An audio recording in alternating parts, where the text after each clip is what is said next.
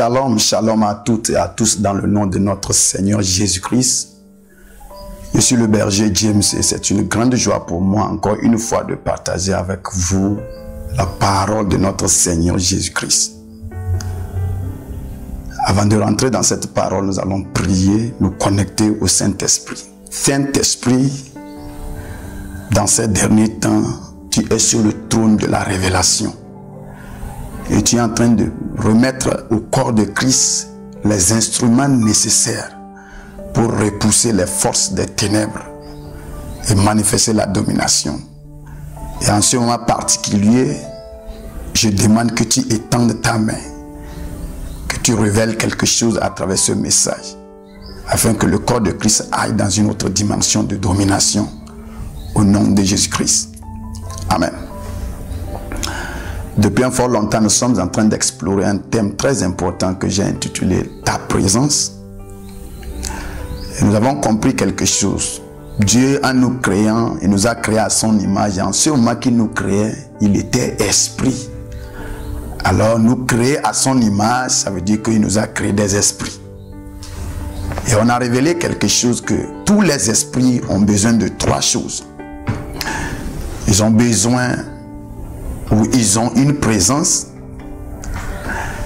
ils ont une volonté et ils cherchent un territoire dans lequel ils vont manifester cette présence et cette volonté.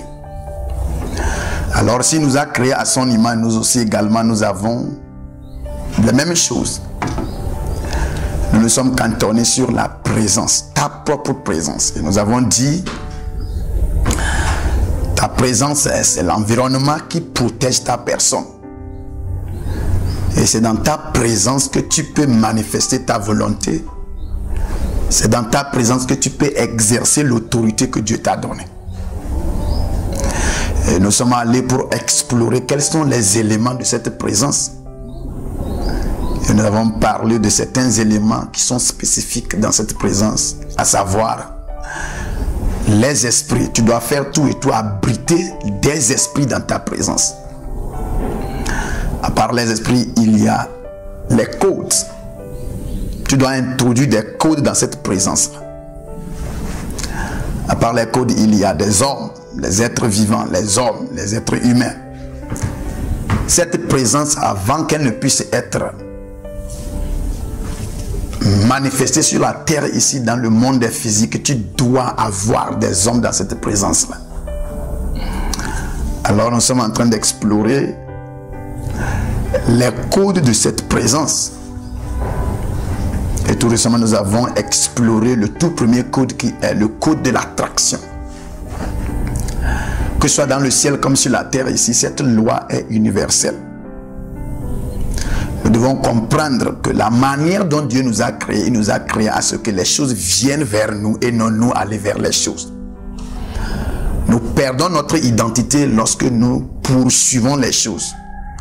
Nous récupérons cette identité lorsque nous forçons les choses de venir vers nous.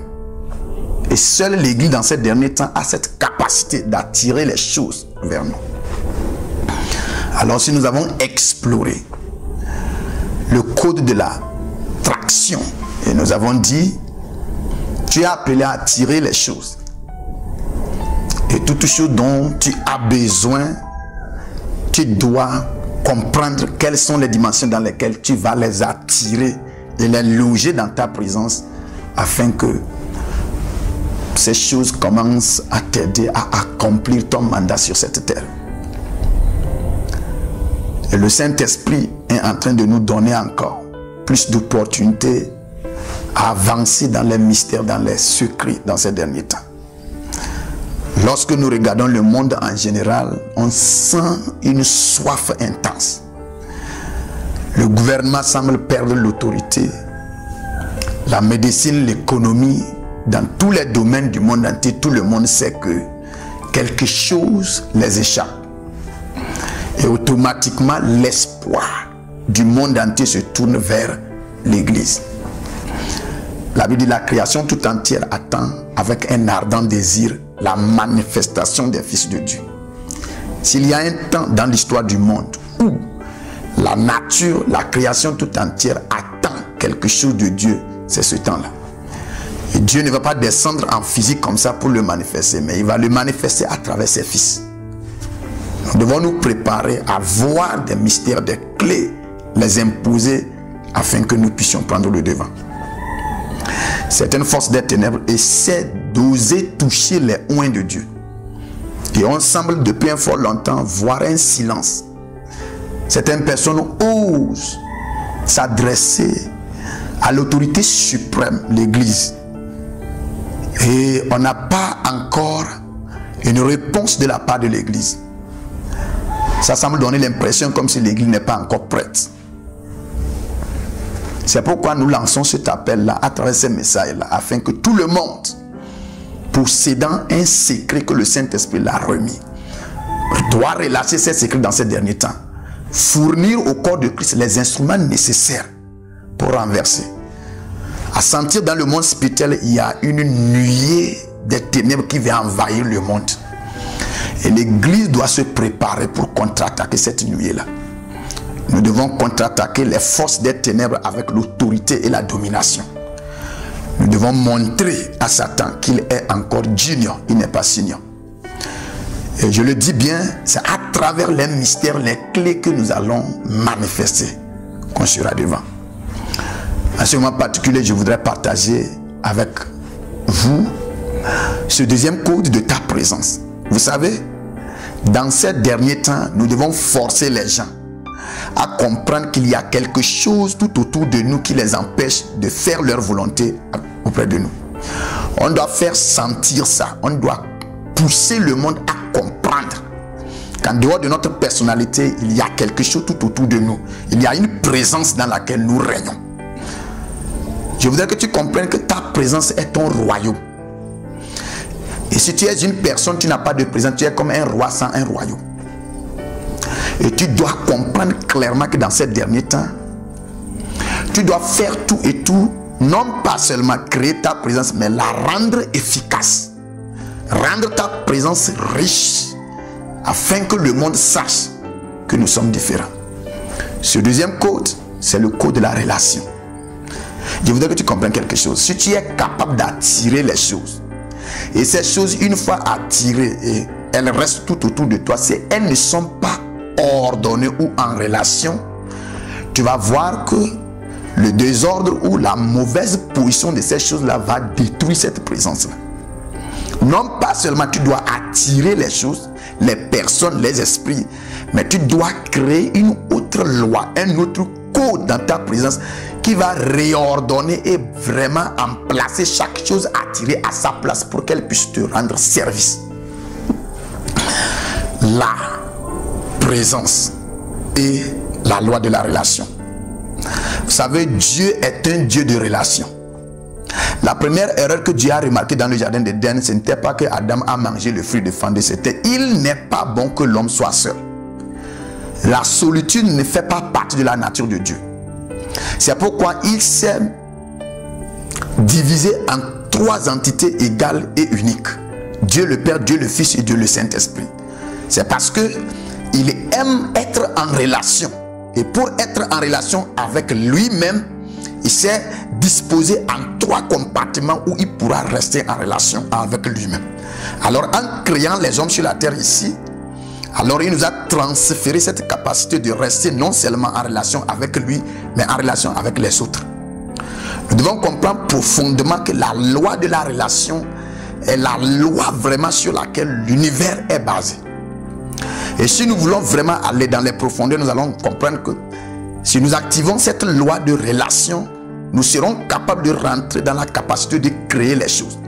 Parce qu'au fait, Dieu a créé les éléments premiers des choses. Mais c'est lorsque nous comprenons leur relation que nous pouvons maintenant à notre tour créer les choses à travers ce que Dieu a déjà créé. Par exemple, je vais vous donner les 4 éléments de l'univers. Il y a l'eau, il y a la terre, il y a le feu, il y a l'air, le vent. Et tu dois comprendre que même le corps humain, c'est l'association de ces 4 éléments. Dans ton corps, il y a le feu que les médecins appellent la température. Dans ton corps, il y a l'eau qu'on appelle le plasma. Dans ton corps, il y a l'air qu'on appelle la respiration. L'air qui rentre et qui ressort. Et dans ton corps, il y a la terre qu'on appelle ta chair. c'est une portion du feu qu'on appelle température, une portion de l'eau, une portion de l'air, une portion bien mesurée, mise en relation maintenant qui donne la vie de ton corps. C'est pourquoi lorsque quelqu'un meurt, il suffit tout simplement de le toucher, on va remarquer l'absence ou bien un degré bas du feu, on sait qu'il est mort. Je voudrais que tu comprennes que c'est l'association de ces 4 éléments qui donne vie. Et c'est ce que tu dois comprendre, que dans ta présence, lorsque les choses sont en bonne relation, la vie naît. Tu vas atteindre une certaine dimension donnée où tu peux créer certaines choses à travers les éléments qui existent déjà. Tu peux mettre en relation certaines choses et donner naissance à d'autres manifestations.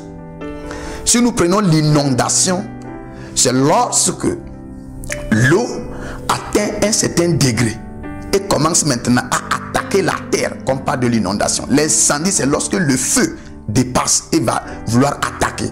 Tu vas voir les typhons, les cyclones. Mais lorsqu'on les ramène en bon état, tu vas voir que la vie est possible. Nous devons comprendre comment mettre en relation les choses que nous en avons. Comment mettre en relation l'esprit de la prospérité avec l'esprit de la sagesse, avec l'esprit de la puissance. Comment nous pouvons les mettre en relation? Lorsque notre présence a ces esprits bien mis en relation, a ces codes bien mis en relation, a ces personnes bien mises en relation, nous allons comprendre que cette présence sera automatiquement puissante. Et c'est en ce moment que nous allons déclencher notre domination. La Bible dit: toute arme forgée, elle est d'abord arme, mais elle doit être forgée d'abord. Dieu nous a livré les choses à l'état naturel. Mais nous devons maintenant comprendre que c'est la loi de la relation maintenant qui nous permettra de pouvoir associer les choses pour déclencher un nouveau départ. La loi de la relation. Le Saint-Esprit, Jésus-Christ et Dieu le Père sont en relation d'une manière que on ne peut pas sentir la distinction ou la différence entre ces 3 entités. C'est de la même manière ton corps, ton esprit et ton âme sont en relation d'une manière qu'on ne peut pas mettre la différence entre ces 3 entités. D'une manière que lorsque la relation est brisée, tu vas voir qu'on parle de la mort. Certaines personnes ou bien certains éléments expérimentent la mort. Pourquoi? Parce qu'il n'y a pas la loi de la relation qui existe entre ces éléments-là. Au fait, la mort n'est pas la disparition. La mort, c'est la séparation, c'est la dislocation, c'est le brisement du lien qui lie certaines choses. Alors nous comprenons que la loi de la relation est en quelque sorte la base de la vie. Si nous comprenons comment mettre les choses en relation, nous pouvons déclencher certaines autres vies. Alors je voudrais que tu comprennes que tu dois non seulement attirer les choses vers toi, mais après les avoir attirées, tu dois introduire dans ta présence la loi de la relation. Toute chose cherche une autre chose à être en relation. Et quand tu établis cette loi de relation, je pense que tu verras ton monde se dérouler comme tu le veux. Et dans ces derniers moments, nous devons mettre les choses en relation que Satan n'aura plus de place dans notre présence. Nous devons mettre les choses en relation qu'il n'y en aura plus la place pour certaines choses qui nous détruisaient avant. Le corps de Christ doit être en relation dans ces derniers temps où Satan ne pourra plus avoir une seule petite place dans ce monde-là à exercer. La loi de la relation. Et je prie pour que le Saint-Esprit t'amène dans cette dimension où tu connaîtras comment introduire cette loi de relation dans les choses que tu as déjà, afin que tu puisses déclencher un nouveau départ. Que le Saint-Esprit t'illumine, que le Saint-Esprit éclaire ton esprit et que le Saint-Esprit édifie ta compréhension afin que tu puisses atteindre dans cette dimension dans ces derniers moments. Tu es richement béni par ce message. Shalom.